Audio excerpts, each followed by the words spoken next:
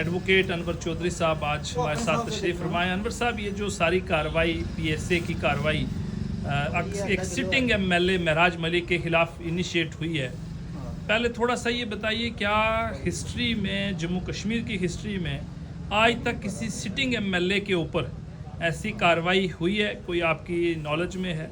हमारे नॉलेज में तो ये है कि आज तक कभी भी नहीं हुई। और जहाँ तक प्रोफेसर भीम सिंह साहब के लिए कहा जाता है तो he was illegally confined for some few hours, so not booked under PSA। तो कैसे, क्या कहना है सर आपका? इसके मेरा ख्याल है कि ये सिर्फ एक ही इंसिडेंट नहीं है जो डीसी साहब के साथ इनका सरजद हुआ है जी, बल्कि और भी काफ़ी वाक़ात हैं जो मैंने डोसियर तो नहीं देखा, लेकिन कहा जाता है कि काफ़ी बड़ा डोसियर है और बहुत से वाक़यात उसमें रखे गए हैं जो पहले से ही इसके ख़िलाफ़ इकट्ठा किया जा रहा था। और फिर दूसरी बात यह है कि इस सारे मामले में मुझे सीरियसनेस गवर्नमेंट की कम लगती है, सियासत लगती है मुझे जी, दोनों तरफ से सियासत लग रही है। क्योंकि अगर सरकार इसमें सियासत खेलना चाहती है तो कहीं ना कहीं पस्से पर्दा ये जो महराज मलिक एमएलए है ये भी सियासत खेल रहा है, क्योंकि इस किस्म का कंट्रोवर्शियल हो जाना और फिर आवाम की सिंपैथी भी हासिल करना और फिर पीएसए अपने ऊपर लगवा लेना या डिप्टी कमिश्नर का पीएसए उस पर लगा देना, ये सारी सियासत मुझे लग रही है। डीसी साहब भी मेरा ख्याल है सियासत का शिकार, क्या वो तो एक मुलाजिम है जी, वो एक सरकारी मुलाजिम है, उसको जिस तरह से आदेश होंगे, जिस तरह से उसे हुक्म होगा उसने वैसा ही करना है, तो उसने वैसा कर दिया। अब उसकी माइलेज ना सिर्फ महराज मलिक ले रहा है, बाकी जो लोग हैं वो भी उसकी माइलेज ले रहे हैं। आपने देखा कि सभी पार्टियां, जी, आप देखें संजय सिंह जी दिल्ली से चले और लीडर आपके दिल्ली से चले, यहाँ आके उन्होंने जब मुलाकात करना चाही तो उन्हें रोका गया। फार्मर ये वज़ीर आला, साबिक़ वज़ीर आला डॉक्टर फ़ारूक अब्दुल्ला को उनसे नहीं मिलने दिया गया। और फिर जो अब एक लीगल टीम कॉन्स्टिट्यूट होती है, जी सर, आप ये देख लीजिए कि लीगल टीम जो वो कंटेस्ट करने के लिए एक वकील साहब वो शुरू से ही खुद को वॉलंटियर कर रहे थे कि साहब मैं ये केस लड़ना चाहता हूँ।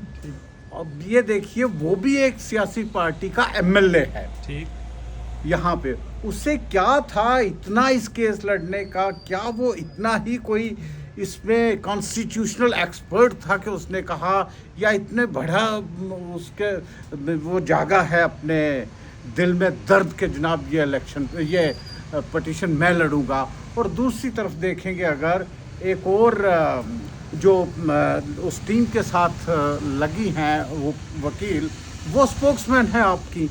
और दूसरी तरफ अगर आप देखेंगे निर्मल सिंह कोतवाल साहब जो फॉर्चुनेटली हमारे बार के प्रेसिडेंट भी हैं, वो भी एक तंजीम के साथ जुड़े हैं, वो बतौर प्रेसिडेंट इस पिटीशन को नहीं लड़ रहे हैं, लेकिन वो भी एक पार्टी से जुड़े हुए हैं।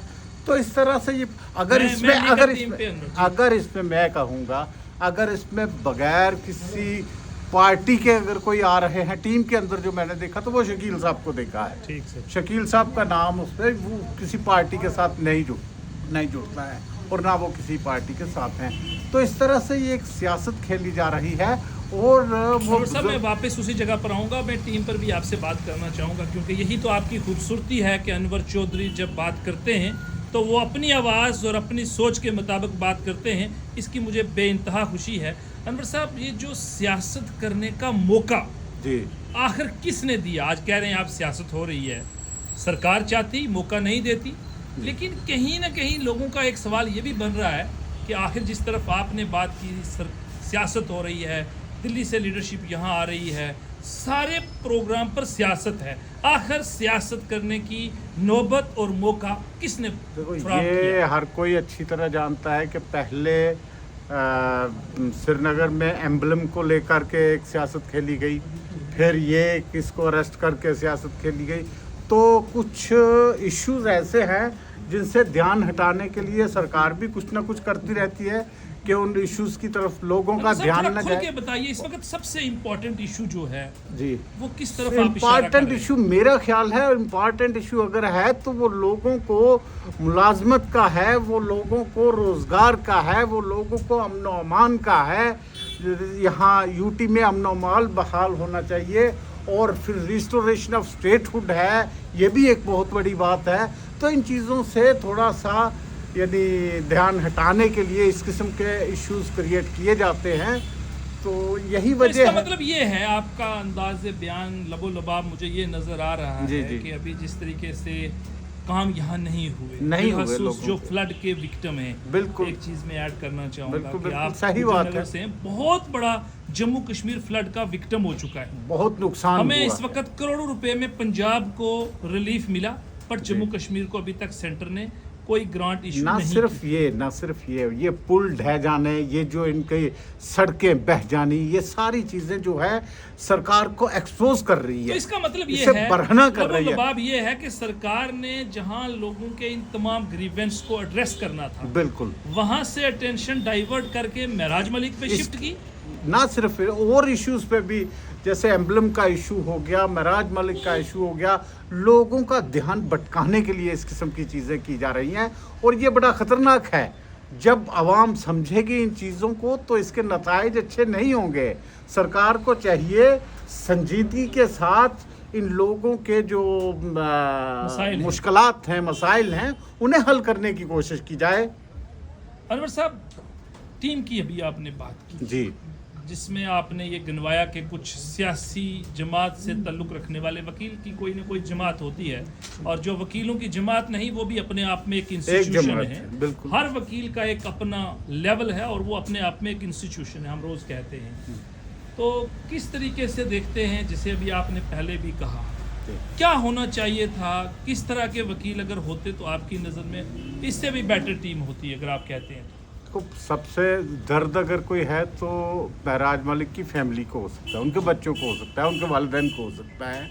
तो लेकिन उन्होंने सर ये तो वालिदैन और फैमिली ने जो हमें अभी तक मालूमात है, उन्होंने डिसाइड नहीं किया केस में, क्योंकि फैमिली डिसाइड करती तो वो अपने हिसाब से वकील करते।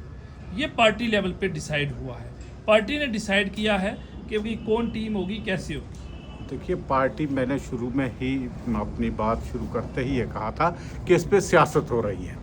वरना क्या संजय सिंह को था कि वो जम्मू आए, जम्मू कश्मीर में आए और दूसरे बड़े बड़े लीडर जो है उनसे बात करे, और वो दूसरे लीडर जो हैं नेशनल कॉन्फ्रेंस के, चाहे साबिक वज़ीर आला फारूक अब्दुल्ला है या मौजूदा वज़ीर आला उमर अब्दुल्ला है, वो होम मिनिस्टर से बात करे और प्राइम मिनिस्टर से इस इशू पे बात करे। एक छोटा सा इशू है, एक आदमी पे, एक एमएलए पे वो पीएस से लग गया है और ये बात प्राइम मिनिस्टर तक पहुंचाई जाए, होम मिनिस्टर तक पहुंचाई जाए कि जनाब इसे कालादम करार दिया जाए।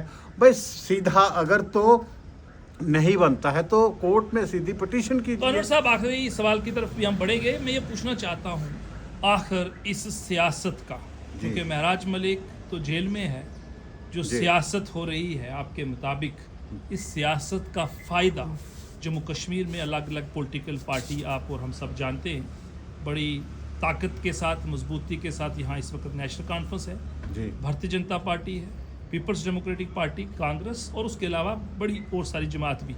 आखिर इस सियासत का फ़ायदा आपकी नज़र में किसको हो रहा है? देखिए, मुख्तलिफ जहन मुख्तलिफ इश्यूज़ पे जाता है।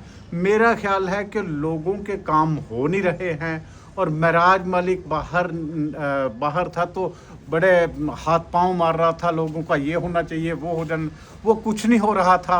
अल्टीमेटली उसने भी यही सोचा होगा, यार अगर मैंने सिंपैथी लेनी है, लोगों के साथ ही रहना, लोगों की बात करके मैं अंदर चला जाऊं, एक तो एक्सपोज हो जाएगी सरकार, झूठी पड़ जाएगी सरकार, और दूसरी बात यह है कि मेरी वाई हो जाएगी, मैं अंदर रहूंगा, मैं लोगों के काज के लिए अंदर गया हूं। तो इस किस्म की सियासत भी हो सकती है। साहब, आखिरी सवाल ये है, ड्यूल पावर सिस्टम के खिलाफ मैं भी बात करता हूँ। जम्मू कश्मीर में ड्यूल पावर सिस्टम, जो वजूहात आपने सब गिनवाई, आखिर किसको आप कसूरवार ठहराते हैं कि जम्मू कश्मीर में अगर लोगों के मुद्दे, उनके मसाइल, उनकी परेशानियों का अजाला नहीं हो रहा, तो उनके लिए आपकी नज़र में जिम्मेदार कौन है? यहाँ की लेफ्टिनेंट गवर्नर साहब की सरकार या फिर यहाँ के चीफ मिनिस्टर साहब की सरकार? अंदरूनी हिफाजत, पुलिस, एडमिनिस्ट्रेशन, ये सारा इस वक्त अगर है तो मरकजी सरकार के हाथ में है, जिनका एक एजेंट बतौर लेफ्टिनेंट गवर्नर यहाँ पे बैठा हुआ है जम्मू कश्मीर में। जी। तो उनकी जिम्मेवारी है, लॉ एंड ऑर्डर उनकी जिम्मेवारी है, लेफ्टिनेंट गवर्नर की जिम्मेवारी है लॉ एंड ऑर्डर की। उन्हें इसे दुरुस्त करने के लिए कोशिश करनी चाहिए और आंखें मूंद कर नहीं बैठना चाहिए। आखिरी सवाल, क्योंकि सब लोग, बड़े बड़े लोगों को हमने सुना, उन्होंने कहा PSA महराज मलिक पर इस वक्त आपको नहीं लगाना चाहिए था। आपको ये PSA अगर लगाना था, ये मटेरियल जो आपने सप्लाई किया ये आपके पास पहले भी था जी। ये 22नेस है डिप्टी कमिश्नर की अगेंस्ट आवर पब्लिक रिप्रेजेंटेटिव। किस तरीके से देखते हैं इस स्टेटमेंट को? देखिए, ये चीज़ें सारी इकट्ठी करके रखी जाती हैं, जब ज़रूरत पड़े तो तब उसका इस्तेमाल किया जाता तो क्या अभी है। ज़रूरत अब थी उन्होंने ऐसी? ज़रूरत एक मौका दे दिया, जो मेरा ख्याल है कि जो ज़ुबान महराज मलिक ने इस्तेमाल की, सब्र कर लेना चाहिए था। इस किस्म की ज़ुबान एक डिप्टी कमिश्नर के ख़िलाफ़ इस्तेमाल नहीं करनी, उन्हें सब्र के साथ अपनी ज़ुबान का इस्तेमाल करना चाहिए था।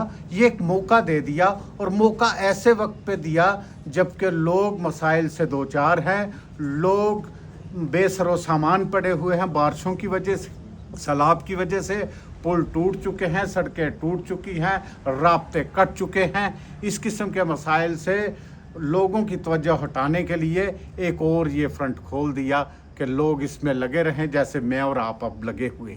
अनवर साहब, बहुत बहुत शुक्रिया, आपने अपनी आवाज़ में अपने बेबाकी के साथ अपनी बात आज इस इशू पर रखी, हमारे साथ बातचीत की। अनवर साहब, हमारी यही दुआ है आप इसी तरह हंसते रहें, आपको ऊपर वाला सेहतयाबी दे, खुश रहें और अपनी आवाज़ को इसी तरह बुलंद करते रहें। आपका बहुत बहुत शुक्रिया। शुक्रिया जनाब।